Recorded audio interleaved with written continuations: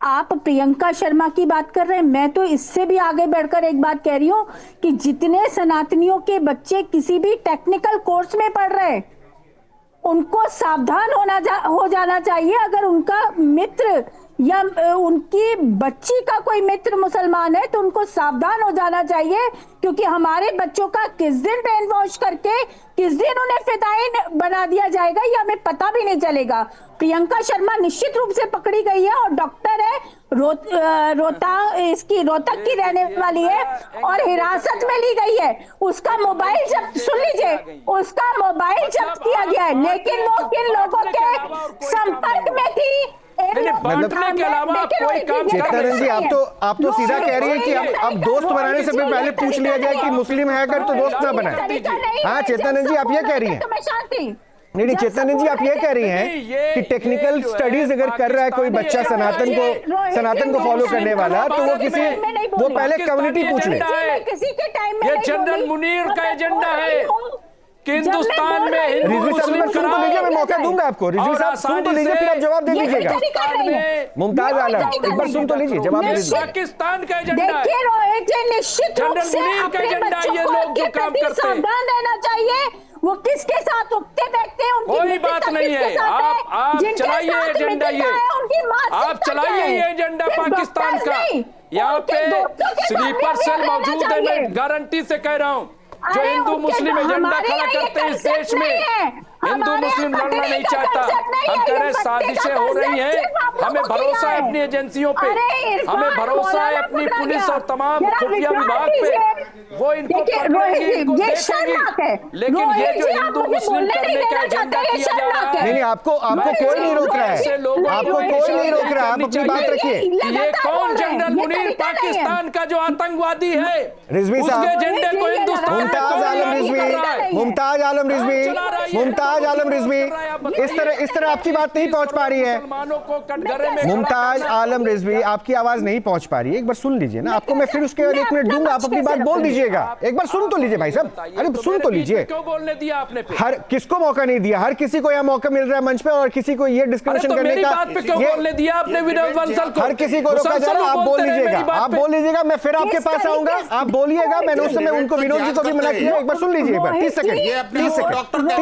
अगर इस देश की अगर संदीप चक्रवर्ती जो वहाँ के एसपी हैं, महिलाओं का दमन करने की इनकी आदत है, अगर इग्नोर कर देते उस इनपुट को जो पोस्टर वहां लगाए गए थे। हम कह रहे हैं हल इसका बताएं, विनोद बंसल जी बताएं, ये हमारी माता जी जो है ये बताएं, हल बताएं हमें, क्या हल होगा? मैं इसका हल ही पूछूंगा, मैं इसका हल ही पूछूंगा कि इसका हल क्या। लेकिन एक प्रश्न मेरा आपसे भी रहेगा, डॉक्टर अगर मुस्लिम है तो उसके पास नहीं जाए, ये विचार सही है या गलत है? लेकिन इसका उत्तर तो तलाशेंगे, क्योंकि रिजवी साहब ने एक बात अभी कही थी जाने से पहले।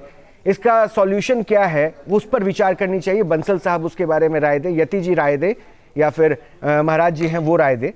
इसका सॉल्यूशन बताइए। लेकिन मेरा एक प्रश्न है, सॉल्यूशन तो मैं इनसे पूछूंगा कि इसको कैसे रोका जा सकता है। मुमताज आलम रिजवी, मुझे ये बता दीजिए इसकी वजह क्या है? इसकी वजह क्या है कि इतने नंबर ऑफ मुस्लिम स्टूडेंट्स जिसने डॉक्टरी की पढ़ाई की, वो अपने उस सोच को बदल नहीं पा रहे हैं जिसको कन्वर्ट करने की कोशिश कोई और कर रहा है। वो उस ईमान के साथ समझौता कर दे रहे हैं जब स्टेथोस्कोप लेने के बाद उन्होंने प्रण लिया कि किसी की जान बचानी है, और वो जान लेने पे आमादा हो जाते हैं। क्या वजह है? ऐसा क्यों हो जा रहा है?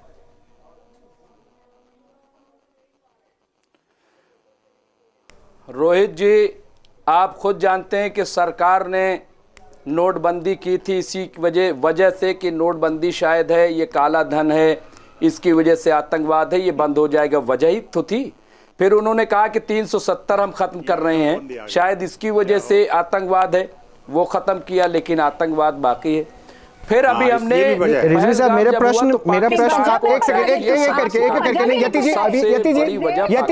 नहीं, एक मिनट बोलने दीजिए। अरे रोहित जी, यति जी बोलने दीजिए उनको, वजह ही बता रहा हूँ। यति जी एक बार जवाब देने दीजिए, फिर आप बोल दीजिएगा। यति जी मैं वजह ही बता रहा हूँ। यति जी, मुमताज आलम को बोलने दीजिए। नहीं इस तरह नहीं, मैं ऑडियो डाउन करवा दूंगा।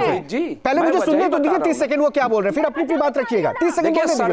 सरकार भी वजह तलाश कर रही है।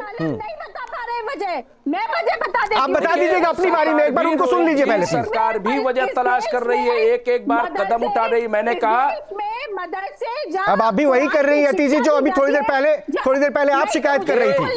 ये थोड़ी देर पहले आप यही शिकायत कर रही थी। एक बार सुन तो लीजिए, 30 सेकंड पे बोल रही है, 30 सेकंड सुन लीजिए। ये पाकिस्तानी एजेंडे पर ये बोल रही है। अपनी बात पूरी कीजिए। मुनीर के एजेंडे पे ये लोग काम कर रहे हैं, ऐसा मुझे लगता है। मुमताज आलम रिजवी, अपनी बात पूरी कीजिए, क्या वजह है? देखिए मैं क्या कह रहा हूँ, नंबर्स आपकी कम्युनिटी से इतनी ज्यादा क्यों सामने आ जा रही है? इसीलिए एक एक करके मैं बता रहा हूँ, इसीलिए एक एक करके कदम उठाया गया। आतंकवाद की पैरवी करने वाले मैंने बताया ना कि पहली बार ये तो रोकथाम के लिए कदम उठाया गया ना, वजह क्या बता पाया? ये तो रोकथाम के लिए उठाया गया ना, तो सरकार ने कदम उठाया कि आतंकी विचार जो आ जा रहा है उसे रोका जाए। सिर्फ मुस्लिम नहीं है, इसमें गैर मुस्लिम भी है।